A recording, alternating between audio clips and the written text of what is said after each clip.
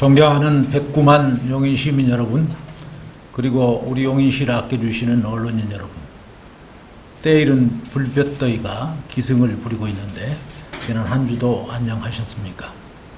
이번 주에도 코로나19와 관련해 여러분께 방역수칙을 철저히 지켜주시라는 당부의 말씀부터 드려야 할 것 같습니다. 안타깝게도 지난 한 주 우리 용인시에선 8명의 코로나19 확진 환자가 발생했습니다. 이 가운데 1명은 해외 입국자이고 나머지 7명은 지역사회나 단체 등을 통한 확진자입니다. 그중 지난 주말 동안 동백지역에서 발생한 확진자 3명에 대해서는 가족을 포함한 접촉자 8명에 대한 전수조사 결과 다행히 모두 음성으로 확인되었습니다. 최근 우리나라의 코로나19는 인구가 밀집된 수도권을 중심으로 2차, 3차 감염은 물론 감염 경로를 정확히 알 수 없는 N차 감염까지 나타나고 있으며 전파 속도도 빨라 연쇄 감염의 위험이 갈수록 커지고 있습니다. 그만큼 코로나19의 확산을 막기 위해선 거리 두기를 더욱 철저히 지켜야 합니다. 정부가 수도권의 방역 강화 조치를 가시적으로 성과가 보일 때까지 이어가기로 한 것도 이 때문입니다. 존경하는 시민 여러분, 정부의 수도권 방역 강화 조치에 따라 시는 종전과 같이 실내의 공공체육시설을 비롯해 박물관, 공연장 등의 문화시설이나 도서관 같은 공공시설 운영을 중단하고 불필요한 행사는 자제할 것입니다. 이와 함께 오늘부터 시청사에 전자출입 명부 인증 시스템을 도입, 시범 운영을 시작했습니다. 이미 QR코드를 발급받은 방문객은 이를 사용해 청사를 출입할 수 있으며 QR코드가 없는 분들은 수기로 명부를 작성토록 했습니다. 당분간 시범 운영 후 보안사항을 반영해 6월까지 구청, 읍면동, 도서관을 포함한 모든 공공청사로 확대할 예정입니다. 집합 제한 명령이 내려져 있는 학원과 PC방은 물론 유흥주점, 노래연습장 등 8종의 고위험 시설에 대해선 방역수칙 준수 여부와 출입자 관리 실태를 점검 중입니다. 더불어 지난 10일부터 의무화된 전자출입 명부 사용 여부도 확인할 계획입니다. 밀집도가 높은 소규모 사업장을 비롯해 고시원이나 한밭식당 등 행정력이 미치지 않았던 사각지대 관리에도 더욱 힘쓰겠습니다. 방문 판매업체와 관련하여 시에서는 집단 감염이 높은 홍보관, 체험관을 운영 중인 상계소에 대한 현장 지도 종목을 완료하였습니다. 또한 별도의 사무실을 운영 중인 56개 업체에 대해서는 지난 8일부터 점검반을 편성하여 방역수칙 안내 및 이행 여부를 점검하고 있습니다. 감염병 취약계층인 어린이 안전을 위해 관내 어린이집의 방역수칙 이행 여부도 점검할 계획입니다.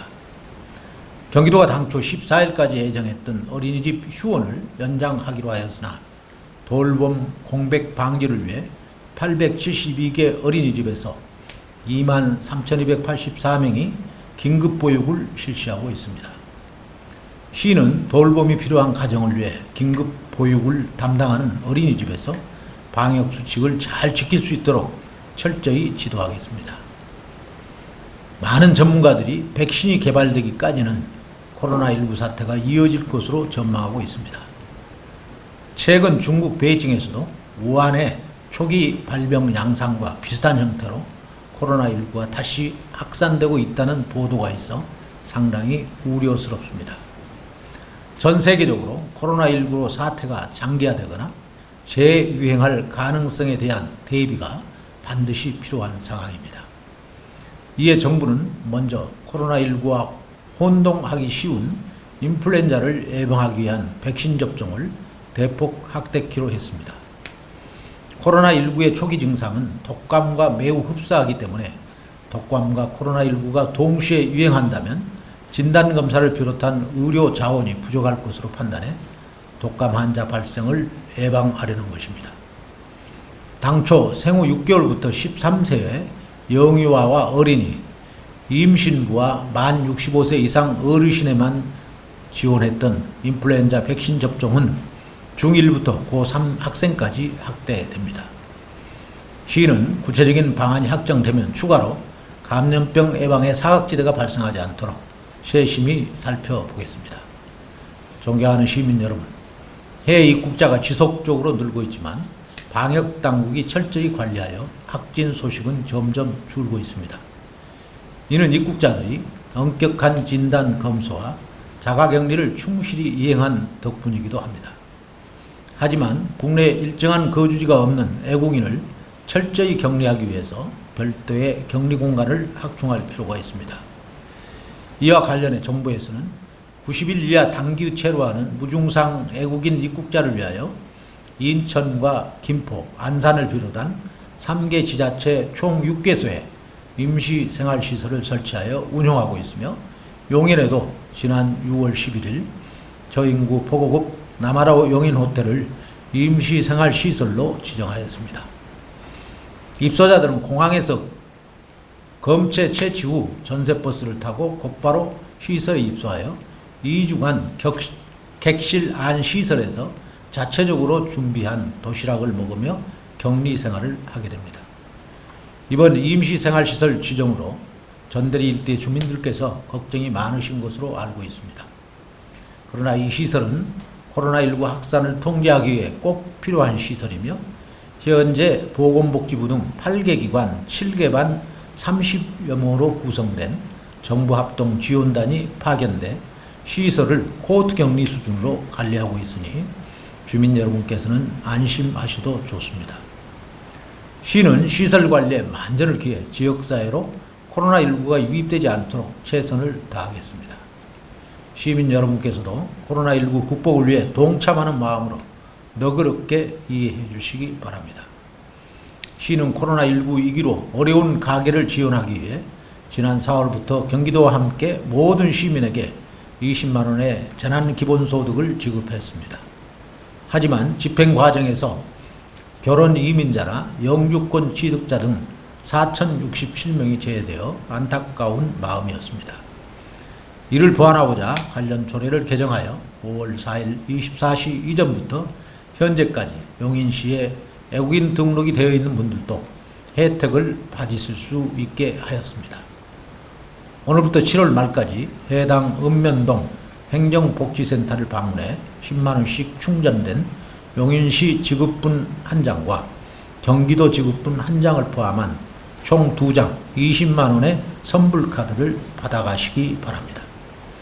시는 앞으로도 좋은 이웃으로 살아가고 있는 결혼 이민자와 영주권자인 외국인 주민들도 차별받지 않고 평등한 권리를 누릴 수 있도록 세심한 관심과 배려를 기울이겠습니다. 코로나19는 모든 사람을 힘들게 하지만 영세 자영업자나 취업준비생들에게 더 큰 시련을 안겨줬습니다. 코로나19로 인해 소득, 매출이 감소한 특수형태 근로종사자, 프리랜서, 영세 자영업자, 무급 휴직자 등을 위해서 고용노동부가 7월 20일까지 긴급고용 안전지원금을 접수하고 있으니 해당되는 분들은 서둘러 신청하시기 바랍니다. 아울러 코로나19로 일자리 찾기가 쉽지 않는데 내일 용인시민체육공연에서 우수기업이 대거 참여하는 일자리 박람회가 열립니다. IT부터 제조, 영업, 관리, 서비스 업체들이 200여 개의 양질의 일자리를 걸고 인재 채용에 나서는데 코로나19로 일자리를 잃은 시민들은 취업의 기회를 잡기 바랍니다. 또한 행사장을 방문할 때 꼭 마스크를 착용해 주셔야 합니다. 외부에서 열리는 행사지만 방문자 간의 거리를 확보하고 최소 인원만 입장시키는 등 집단 방역 수칙을 철저히 지키겠습니다.